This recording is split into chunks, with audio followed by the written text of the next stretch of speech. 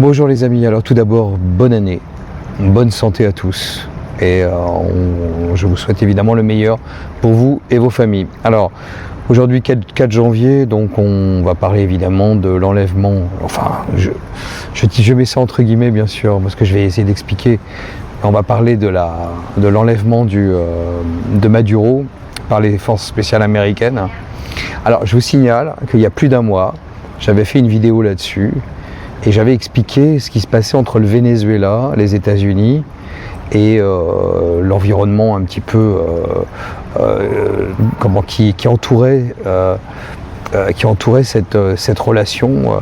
Bon, donc si vous voulez reprendre cette vidéo, vous êtes les bienvenus. Évidemment, il y a eu du nouveau, il y a eu beaucoup de nouveaux, beaucoup de nouvelles choses qui se sont déroulées, dramatiques, très rapides. Et je pense que c'est là-dessus que je voudrais insister le plus parce que je pense que vous allez lire, vous allez écouter des gens qui vont faire des analyses extrêmement brillantes sur la géostratégie américaine, la géopolitique, la doctrine Monroe, le pétrole, l'or, les réserves naturelles du Venezuela, etc., etc. Le fait que ce soit le seul pays d'Amérique latine, donc d'Amérique du Sud, pardon, qui a un accès à la fois à l'océan Atlantique et à l'océan Pacifique. Enfin bon, bref, on va vous faire des tartines là-dessus.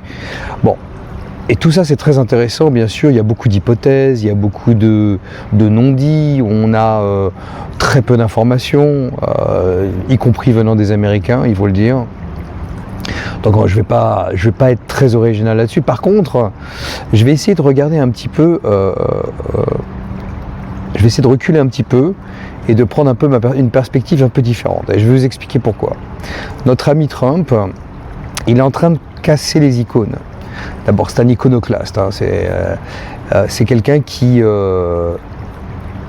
aime déranger, qui aime faire les choses en contradiction avec ce qu'on peut même imaginer qu'il puisse faire. Et c'est une tendance assez constante chez lui, parce que c'est un homme très intelligent, mais c'est un homme qui va prendre des mesures au contresens du temps, au contresens de tout ce que les autres font ou disent. Voilà. Et je dois avouer que sur le coup du Venezuela, il m'a beaucoup surpris. Je ne pensais pas qu'il allait faire ce genre de coup. Je pense que c'était un coup extrêmement bien exécuté. Hein, le vendredi soir, tout commence le vendredi soir après la fermeture des marchés des matières premières. On entend qu'il y a des bombardements au Venezuela, à Caracas. Ensuite, il y a une intervention des Delta Force américaines, les hélicoptères Apache. On se croirait dans une série américaine, quoi. C'est extraordinaire. Et les avions de chasse qui tournent autour, etc. Bon, des coups de feu, des explosions. On a des vidéos. Et puis après, on a Trump qui dit ouais, on a capturé Maduro, on va le ramener aux États-Unis, on va le juger, etc. Fantastique. Bon. Alors tout le monde se précipite après sur les commentaires, voilà, tout le monde sur son clavier en disant « Ah, c'est le pétrole, c'est parce que le Venezuela a les plus grosses réserves de pétrole au monde ». Bon, alors c'est vrai que, j'en avais parlé aussi, les raffineries de pétrole autour du golfe du Mexique, enfin qui s'appelle golfe d'Amérique maintenant, au Texas, en Alabama, en Louisiane, sont calibrées pour le type de pétrole qu'on extrait au Venezuela. Donc évidemment, avec l'embargo américain sur le pétrole vénézuélien, ces raffineries de pétrole américaines tournaient à zéro. Il est vrai aussi, ou presque à zéro, il est vrai aussi que les Vénézuéliens, il y a une quinzaine ou une vingtaine d'années, ont nationalisé les sociétés pétrolières américaines. Voilà, donc ils ont perdu, les sociétés américaines ont perdu beaucoup d'argent. Et bon, est-ce qu'il y a eu une forme de support des sociétés américaines à Trump en lui disant si tu y vas, nous on reprendra directement accès à nos anciens actifs et on va réexploiter le pétrole, etc. Oui, oui, bien sûr, ça c'est possible aussi. J'en ai pas la preuve, bien sûr, mais je pense que c'est logique. En tout cas, ce serait fortement logique, d'autant que les pétroliers américains sont prêts à retourner au Venezuela. Ah, il faudra du temps pour remettre en place les équipements, pour les faire marcher correctement, etc. Mais oui, je pense qu'ils sont tout à fait prêts, et, comme on dit, willing and able, comme on dit en anglais, c'est-à-dire Ils le veulent et ils en sont capables, donc il n'y a aucun souci là-dessus. Bon, maintenant, si on suit la logique de tous ces gens qui parlent, qui parlent des États-Unis s'accaparant des réserves pétrolières vénézuéliennes, on va dire ok, qu'est-ce que ça va rajouter à la capacité américaine? Pas grand-chose. Ça va faire baisser un petit peu le prix du pétrole, c'est vrai, parce qu'il y aura plus de capacité sur le marché. On va aussi peut-être faire baisser le prix du gallon, parce qu'aux États-Unis, on utilise le gallon comme référence pour faire le plein de la voiture. Donc un gallon, c'est environ 4 litres d'essence. Et en ce moment, le gallon est à 2,50 $, ce qui est beaucoup moins que ce qu'il était sous l'ère de Biden. Et je pense que Trump voudrait que le gallon baisse en dessous de 2 $, tout simplement pour lutter contre l'inflation. L'essence étant un des éléments qui compte dans le panier de la ménagère, si j'ose dire, parce que tout le monde a une voiture. Je pense que à part quelques grandes villes qui ont un système de transport en commun très évolué, comme Chicago, New York et quelques autres villes, le reste, tu es obligé d'avoir une voiture. Ici à Miami, t'as pas de voiture, tu circules pas, ou c'est très difficile de circuler, de bouger. Donc voilà. Donc évidemment, si les gens font le plein 1 ou 2 fois par semaine, ça dépend du kilométrage qu'on fait naturellement, eh ben, on va être très content d'avoir un pétrole à un gallon à moins de 2 $. C'est certain. Ensuite, on a... donc ça, c'est évident que bon, Trump est pas dingue, il a vu l'intérêt. Bon, il y a un autre intérêt qui, à mon avis, sera un petit peu moins répandu dans les commentaires, mais qui, à mon avis, a beaucoup de sens. C'est que depuis quelques années, beaucoup de producteurs de pétrole vendent leur pétrole autrement qu'en dollars. Bon, on sait que dans les années 70, Kissinger avait fait un deal avec les Saoudiens pour dire voilà, vous pompez votre essence, vous pompez votre pétrole, vous le vendez en dollars et nous on vous protège. Parce que le dollar étant la monnaie américaine, ça permet aux Américains de faire n'importe quoi avec le dollar, y compris d'en imprimer pour des centaines de milliards chaque semaine. Voilà, donc ça soutient l'économie américaine, comme vous le savez. Donc j'avais fait des tonnes de vidéos là-dessus, donc vous pouvez vous y référer. Oui, il y a un intérêt à soutenir le dollar, puisque le pétrole vénézuélien qui ne pouvait pas être vendu sur le marché international parce qu'il y avait des sanctions et un embargo, maintenant il va pouvoir être vendu sur le marché international en dollars américains. Voilà. Les Vénézuéliens vendaient leur pétrole en yuan, en je ne sais pas trop quelle monnaie, mais pas en dollars. Et donc ça aussi, en général, les Américains n'aiment pas qu'on vende le pétrole autrement qu'en dollars. Je crois que Saddam Hussein s'en souvient, probablement Kadhafi aussi d'ailleurs. Donc tout ça c'est vrai. Alors évidemment, est-ce que ça efface ce que j'avais dit dans ma vidéo sur le Venezuela il y a plus d'1 mois où je parlais de narcotrafic et de terrorisme? Non, bien sûr que non. Mais c'est très intéressant. Alors il y a autre chose aussi j'en finirai probablement par ça, mais ça va être un peu long, mais ça va être intéressant je pense. C'est que c'est quand on analyse les réactions des leaders étrangers. Alors vous avez 2 grosses catégories. Ceux comme Javier Milei ou Bukele de El Salvador qui vous disent ouais, de toute façon Maduro c'est un dictateur, c'est un enfoiré, etc. Il affamait son peuple et il était à la tête d'une kleptocratie, c'est-à-dire il volait les gens quoi en fait. D'ailleurs nous ici à Miami on a une énorme communauté vénézuélienne, on connaît beaucoup de Vénézuéliens personnellement et il est évident que les Vénézuéliens eux se réjouissent de ce qui se passe. Maintenant il y a un autre aspect et ça c'est vous le connaissez bien mes amis, surtout en France ou en Europe, là où vous êtes. Vous avez tous vos politiciens, de droite ou de gauche, là, je vais mélanger tout le monde, qui soit exigent, ça m'a fait rire, exigent la libération immédiate de M. Maduro. Ça m'a fait rire parce que c'est n'importe quoi. Et vous savez qui a dit ça, bien sûr. C'est un mec qui s'appelle Jean-Luc quelque chose et qui est un apprenti dictateur aussi lui-même. Bon, bon, ça c'est pathétique. Les manifestations ici des gauchistes, des libéraux, souvent ce sont des gens, des Américains blancs qui sont pas du tout d'origine vénézuélienne ou quoi que ce soit, mais bon, qui veulent pas de guerre, etc. Alors que qui parle de guerre pour l'instant, c'est juste une intervention. Et vous avez aussi, alors là ça m'a stupéfait mais pas étonné, stupéfait dans le sens où c'est tellement plat et ridicule, venant d'un parti qui aspire au pouvoir, hein, je parle du RN notamment, où on a Marine Le Pen et Bardella qui vous disent oui, Maduro est un dictateur, il avait triché lors des élections, etc. Il n'était pas légitime, mais ça viole le droit international. Alors je vais vous dire une chose très simple les mecs, ça va être très très clair. Le droit international, c'est une construction faite par des États. D'accord ? Le jour où un État dit allez vous faire foutre avec vos lois, c'est mes intérêts qui passent avant le droit international, eh ben, c'est ce qui se passera. Le droit international ne primera pas. Et quand on est une puissance comme les États-Unis, et ça aussi, je vais vous éclairer sur ce niveau-là, une puissance comme les États-Unis peut se permettre de dire ça. Alors c'est vrai que avec Biden, par exemple, on n'a pas vu tellement ça, parce que bon, Biden était un automate, un zombie, téléguidé par Obama et d'autres, donc c'est pas représentatif. Et d'ailleurs, ça a montré une faiblesse des États-Unis dans tous les domaines. Trump veut montrer que l'Amérique a des muscles et aussi ce que vous savez, ce que les mecs ont et qui pendouillent. Voilà. Bon. Et donc, ce que les dirigeants européens n'ont pas, soit parce que ce sont des femmes, soit parce que ce sont des hommes et qui n'en ont pas. Voilà. Donc, c'est très simple. Quand on entend Macron, quand on entend les Européens, etc. Mais c'est d'une... J'en pleure pour vous, Européens, parce que vous êtes représentés par des gens qui sont des lâches et qui ne défendent pas vos intérêts.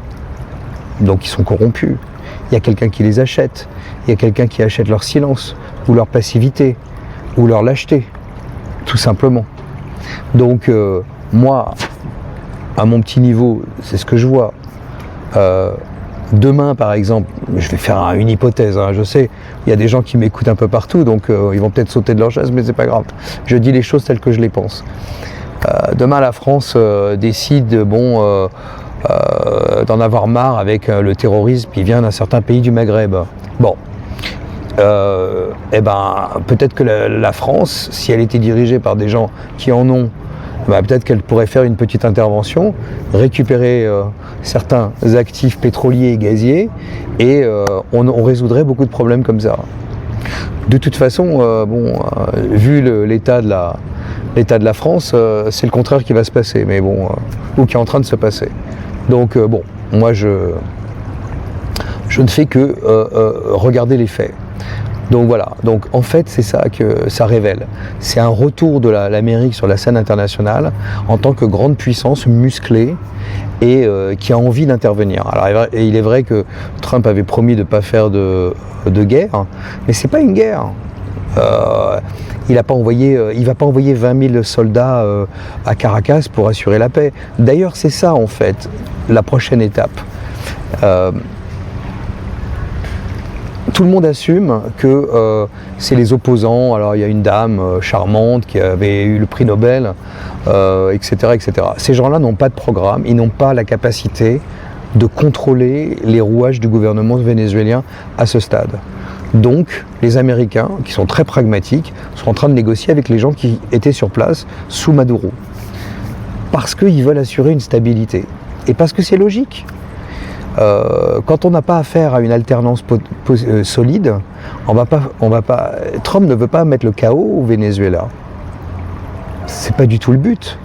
Le but, c'est de décapiter ceux qui ont besoin de dégager, et de permettre donc une transition plus ou moins pacifique, avec des élections qui vont avoir lieu peut-être dans 6 mois, dans 1 an, avec peut-être un nouveau gouvernement de transition, mais décidé par les Vénézuéliens, etc.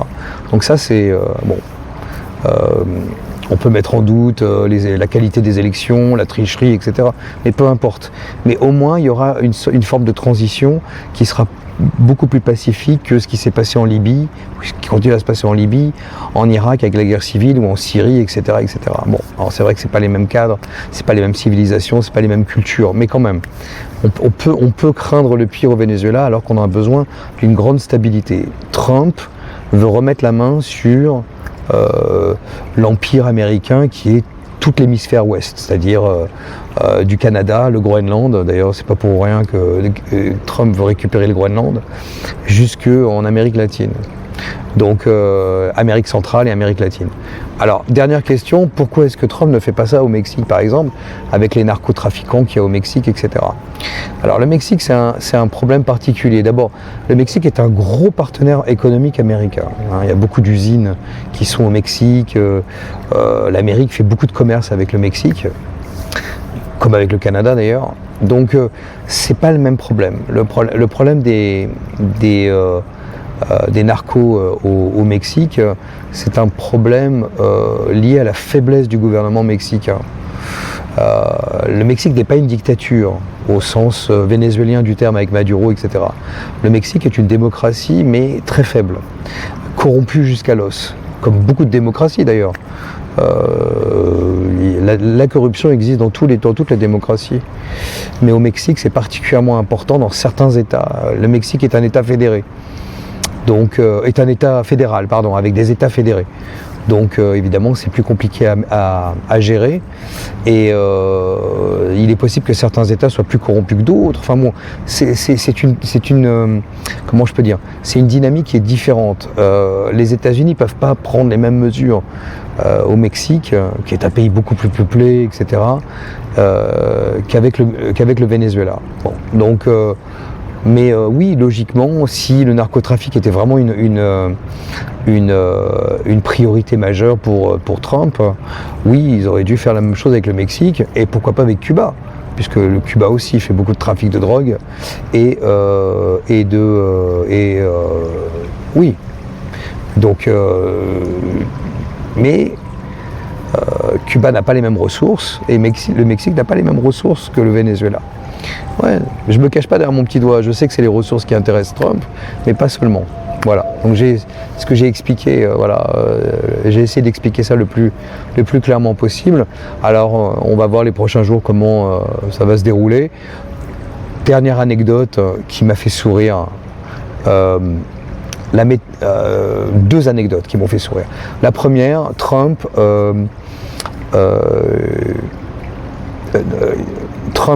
donc a augmenté la pression sur le Venezuela ces derniers jours et Maduro était prêt à négocier et même à accueillir les sociétés américaines en disant venez, vous pouvez investir et tout. Mais comme l'art of a deal, j'en ai fait des tonnes en plusieurs vidéos où j'expliquais ce que c'était que l'art of a deal.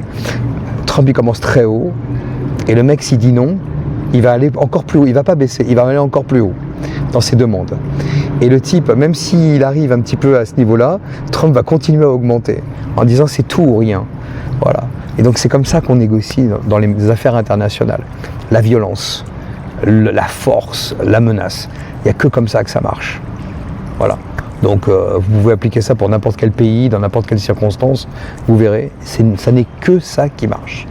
Voilà. C'est pas la diplomatie, c'est pas les bisounours, ça c'est terminé.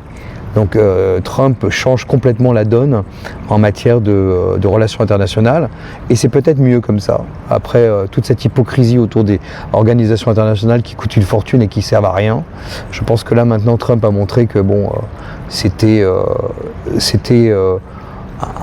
un ordre avec beaucoup plus de force qui va s'appliquer sur les acteurs les plus faibles. Bah, c'est la vie, c'est la loi de la nature. Voilà. Je sais que c'est pas très démocratique ce que je dis, mais c'est la réalité. Moi, je n'ai pas de fantasme sur la nature humaine, et donc voilà, moi ce que je pense c'est que c'est la réalité, voilà, malheureusement. Surtout entre États, je parle pas, au sein d'un État, entre individus, c'est différent. Là, c'est différent. Mais entre États, oui, on peut avoir des relations beaucoup plus violentes et évidemment beaucoup plus injustes. Mais c'est pas bon, ça c'est autre chose.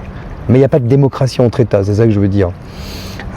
Il y a au sein d'un pays, oui, les citoyens, oui, il doit y avoir une certaine justice, etc. Mais entre États, ça n'a aucun rapport. Donc on peut pas transposer au niveau national, au niveau international, ce qui existe au niveau national. La deuxième et dernière anecdote, c'est que Maduro a été accusé d'avoir violé la loi américaine sur les armes à feu. Alors, franchement, je ne sais pas d'où ça sort. c'est extraordinaire. J'ai pas lu l'acte d'accusation du gouvernement américain contre Maduro, mais franchement, bon, soit c'est une note d'humour de Trump, et là j'avoue que c'est génial, soit c'est stupide parce qu'en fait t'as pas besoin de ça. Quand t'es puissant à ce point-là, t'as pas besoin de mettre des trucs comme ça pour accuser un type pareil. Je veux dire, le mec, t'as assez pour le faire pendre à une corde très très vite, quoi. Bon, voilà. Il sera pas pendu, bien sûr. Maduro, il va rester en prison, et puis peut-être qu'il sera négocié contre un autre dictateur, ou va savoir quoi. Bon, on sait pas, mais bref, voilà. Petite anecdote amusante des Américains qui pensent que leurs droits s'appliquent à tout le monde, partout. C'est un peu comme leur dollar, leurs droits, enfin, bon, et tout ça, ça montre aussi, ça montre aussi peut-être un aspect de désespoir, le fait de vouloir sauver le dollar. Peut-être qu'il est désespéré, Trump, peut-être qu'il sait que la situation est désespérée pour les États-Unis. Mais ça, c'est mon hypothèse, hein. J'en sais rien. Voilà, allez, je vous laisse, une vidéo assez longue, mais assez riche, et je vous souhaite une bonne semaine, à bientôt.